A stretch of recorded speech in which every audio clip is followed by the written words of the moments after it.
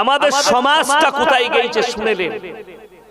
আপনাদের মেদিনীপুরের কথা বলবো না, গোটা পশ্চিম বাংলার কথা বলছি।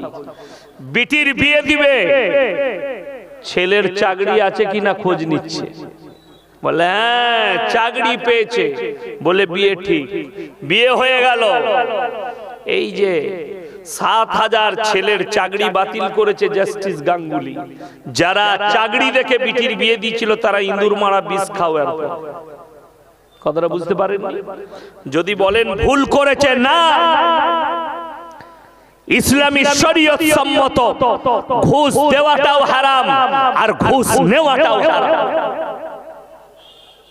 আমার মাদ্রাসায় পয়সা দিবেন না, ঠিক আছে, আল্লাহর কসম আমি না হক কথা বলবো না, আমার গর্দন চলে যেতে পারে, না হক বলতে পারবো না। আপনি আমাকে মহব্বত করেন মাস্টার মহাশয়, আপনি ঘুষ দিয়ে চাকরি নিয়েছেন, আল্লাহর কসম করে বলছি হারাম। তুমি আমাকে মহব্বত করো না, কিয়ামতের দিনে বুঝতে পারবে তুমি কাকে, শয়তানকে না আমাকে মহব্বত করেছো, না শয়তানকে মহব্বত করেছো, কে হকে ছিল। আজকে তোমার গায়ে কাঁটার মতো লেগে যাবে, কাঁটার মতো ফুটে যাবে। ইয়াসিন সাহেব এত বড় কথা বললে, আমি চাকরি পয়সা দিয়ে নিয়েছি বলে, হ্যাঁ এটাই আমাদের দোষ, আমরা হক কথা বলতে পারি না।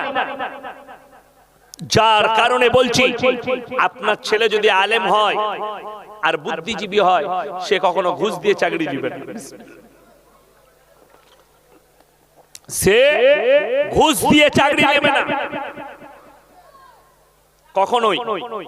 আমার এলাকায় একজন মাস্টার মশাই আছে, 5 বার পরীক্ষা দিয়েছে। কবার বললাম?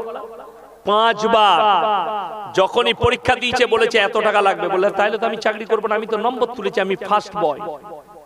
দ্বিতীয়বার দিয়েছে, আবার ফার্স্ট, কিন্তু বললে চাকরির পয়সা লাগবে, বলে দেবো না তো।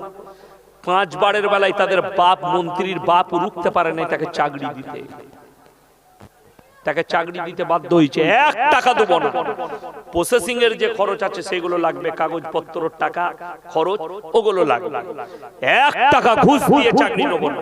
সে হচ্ছে ইমানদার মাস্টার। কেন? তার বাবা মা তাকে সেই দিনের উপরে প্রতিষ্ঠিত রাখার কারণে।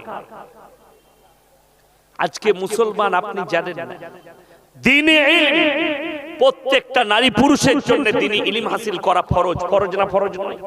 ফরজ। কিন্তু দুঃখের বিষয়, যদি আপনাদের এখানে সমীক্ষা করি, 100 জনের মধ্যে 95 জনের কাছে দ্বীনে ইলম নাই। ঠিক বললাম না ভুল বললাম বাবা? 95 জন হারাম হালালের বিচার জানেন।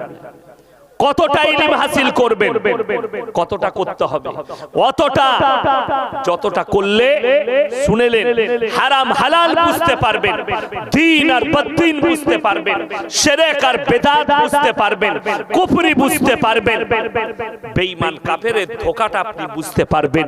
অতটা ইলম হাসিল করতে হবে। আমার মুসলমান ভাই, তসলিমা নাসরিন কোনো অমুসলিম ঘরের, হিন্দু ঘরের মেয়ে নয়, মুসলমান ঘরে জন্ম নিয়েছে। জাস্টিস ইনায়েতুল্লাহ মুসলমান ঘরে জন্ম নিয়েছে। সালমান রুশদি মুসলমান ঘরে জন্ম নিয়েছে। ওয়াসিম রিজভী মুসলমান ঘরে জন্ম নিয়েছে। তারেক ফাতেহি মুসলমান ঘরে জন্ম নিয়েছে। এরা সবাই ইসলামের বড় বড় দুশমন, মুসলমান ঘরে জন্ম নিয়ে। কেন? এর বাবা মা ছোট থেকে এদিকে দ্বীনি শিক্ষা না দেওয়ার কারণে, এদিকে খালি বেঈমান কাফেরের কোলে লালিত পালিত করেছে, এদিকে দ্বীনি শিক্ষা না দেওয়ার কারণে এরা এক একটা হারামের আওলাদ তৈরি হয়ে গেল। নবীর দুশমন, রাসূলের দুশমন তৈরি হলো। আমার মুসলমান ভাই, দুনিয়াকে মহব্বত করছেন। আমি সামান্য কথা মনেতে নিবেন, কথাটা ভালো করে।